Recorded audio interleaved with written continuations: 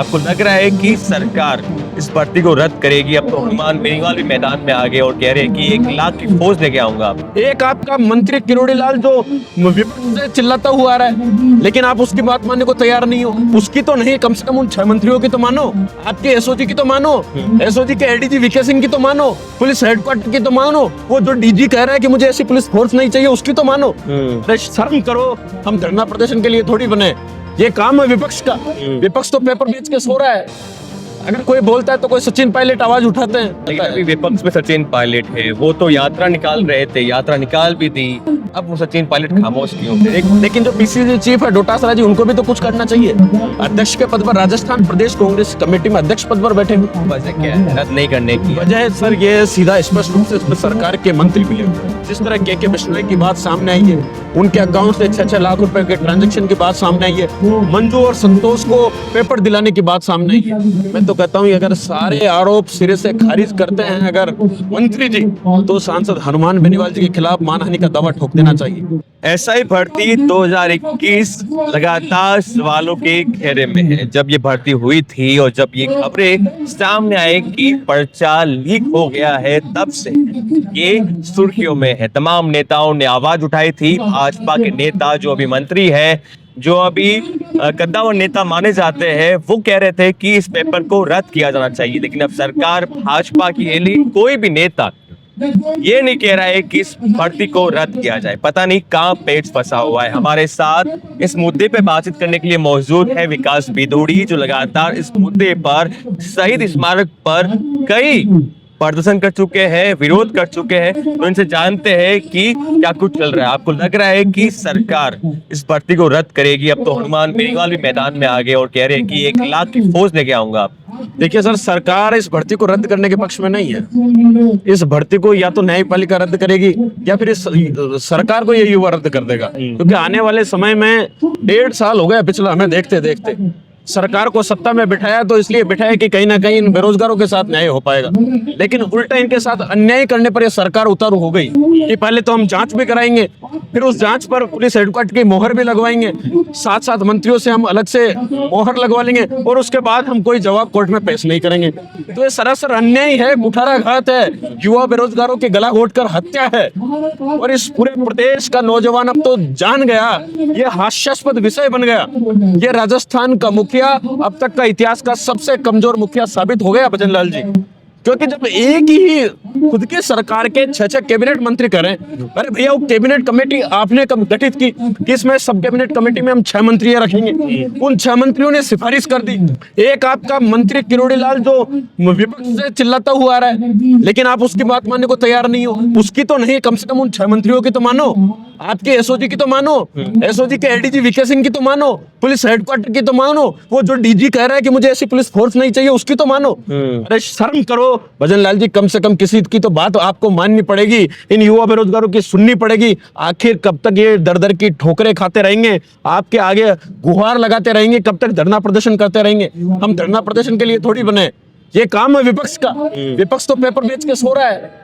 अगर कोई बोलता है तो कोई सचिन पायलट आवाज उठाते हैं, लेकिन सरकार ना तो सचिन पायलट की सुनने पे तैयार है, ना डॉक्टर किरोड़ी लाल की, ना सांसद हनुमान बेनीवाल की, और अपनी ही कैबिनेट की। कैबिनेट का फैसला सरकार का फैसला माना जाता है। अभी विपक्ष में सचिन पायलट है, वो तो यात्रा निकाल रहे थे, यात्रा निकाल भी दी, अनुशासनहीनता की कार्रवाई करूंगा, रंधावा ने भी कह दिया था, फिर भी यात्रा निकाली। अब वो सचिन पायलट खामोश क्यों है? देखिए बिल्कुल, कि मीडिया में तो वो बाइट दे रहे हैं कि हाँ पेपर रद्द होना चाहिए, लेकिन अब वो इतने मुखर तरीके से जो गहलोत सरकार में हुए थे, वो मुखर तरीका नहीं अपना रहे। देखिए बिल्कुल, मैं धन्यवाद दूंगा कि उस टाइम उन्होंने वो खुद की सरकार में पैदल यात्रा निकाल दी। लगातार वो आवाज उठा रहे हैं, लेकिन जो पीसीसी चीफ है डोटासरा जी, उनको भी तो कुछ करना चाहिए।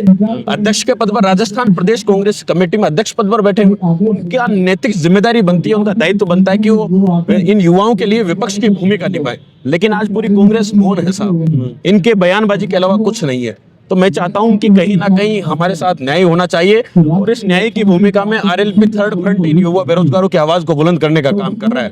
हम आरएलपी के बैनर तले नहीं बैठे, हम उस सांसद की आवाज के नीचे बैठे हुए हैं। युवा बेरोजगारों की आवाज जो भी व्यक्ति बुलंद करेगा, चाहे वो डॉक्टर किरोड़ी लाल हो, चाहे वो हनुमान बेनीवाल हो, चाहे वो सचिन पायलट हो, चाहे वो राजकुमार रोत हो, कोई भी व्यक्ति अगर आके इन युवा बेरोजगारों के हक और अधिकारों के लिए लड़ेगा, हम उस व्यक्ति के साथ हमेशा खड़े हैं। हनुमान बेनीवाल का आप नाम ले रहे हो, हनुमान बेनीवाल बार बार हर इंटरव्यू में कह रहे हैं के बिश्नोई का नाम ले रहे हैं, व्हाइट हाउस का नाम ले रहे हैं, क्या खेल चल रहा है यहाँ पर? के बिश्नोई के नाम का बार बार प्रयोग क्यों कर रहे हो? देखिए, मैं धन्यवाद दूंगा सांसद हनुमान बेनीवाल जी को कि देश की सबसे बड़ी पंचायत में अगर किसी ने संसद में मुद्दा उठाया सब इंस्पेक्टर भर्ती परीक्षा को लेकर, तो सांसद हनुमान बेनीवाल था। आज राजस्थान के 200 विधायक, 25 और 10 35 सांसद हैं, लेकिन सब मौन है। किरोड़ी लाल बोलता है या हनुमान बेनीवाल बोलता है। और जो के बिश्नोई का मामला है वो हमने आज से नवंबर में उजागर कर दिया था।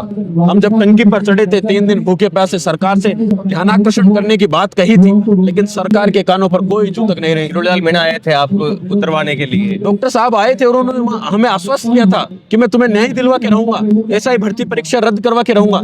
लेकिन डॉक्टर साहब का दोष नहीं है साहब, वो व्यक्ति मुखर होके 50 बार उसने बयान दिए हैं। उसने खूब कहा है कि ऐसा ही भर्ती को रद्द कर देना चाहिए। मैं तो शुरू से कहता आया हूँ और ज्यादा कहता हूँ तो फिर सरकारें नाराज हो जाती है। अगर आज भी उस व्यक्ति का कभी आप बयान लोगे तो वो बेबाकी से अपनी मुखर आवाज के साथ कहता हुआ नजर आएगा कि सब इंस्पेक्टर भर्ती परीक्षा को रद्द कर देना चाहिए। लेकिन सब कुछ मुख्यमंत्री के हाथों में, क्योंकि किरोड़ी लाल की क्या सब कैबिनेट कमेटी के 6 मंत्रियों की सरकार सुनने को तैयार नहीं है।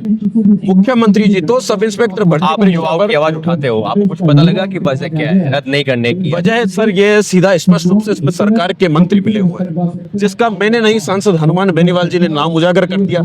जिस तरह के बिश्नोई की बात सामने आई है, उनके अकाउंट से 6-6 लाख रुपए के ट्रांजैक्शन की बात सामने आई है, मंजू और संतोष को पेपर दिलाने की बात सामने आई है।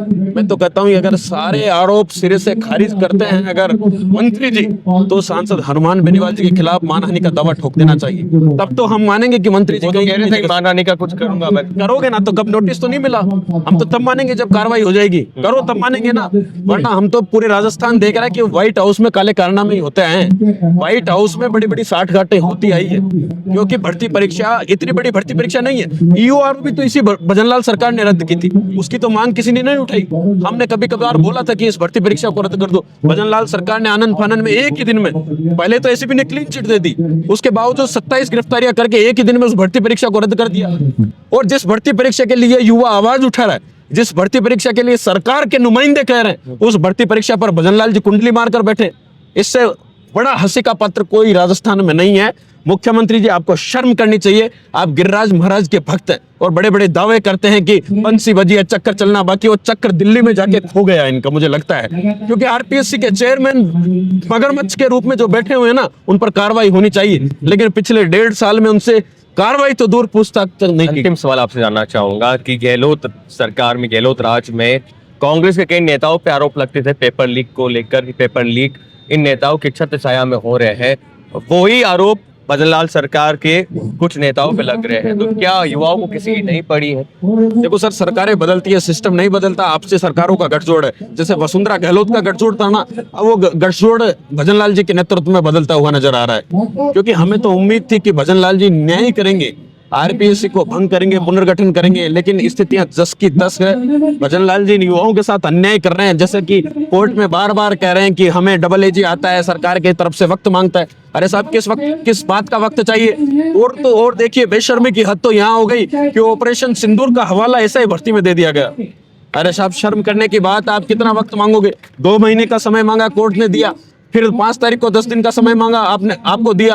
पुनः वापस 4 हफ्ते का समय मांग रहे हो। शर्म करनी चाहिए। 4-4 महीने का पहले समय मांगते थे, अब 4 हफ्ते पर आ गए। ये तो मामला 15 मिनट का है, इसमें मीटिंग तो करनी ही नहीं है। अब मीटिंग तो ऑलरेडी हो चुकी है, बस फैसला लेना है। फैसला लेना है, और वो फैसला मुख्यमंत्री जी को लेना है। ठीक, तो अब देखेंगे कि मुख्यमंत्री भजनलाल शर्मा फैसला क्या लेते हैं, क्योंकि कोर्ट ने कहा, हाई कोर्ट ने आज कहा है कि आप बार बार टाइम ले रहे हो, आपको समय दिया जाता है 26 मई तक, कुछ ना कुछ इस पर निर्णय लीजिए, नहीं तो फिर कोर्ट को कुछ इसमें निर्णय लेना पड़ेगा। देखते क्या कुछ होता है। हमारे साथ बातचीत करने के लिए धन्यवाद विकास जी आपका। बने रहिए द खबरों के साथ। नमस्कार।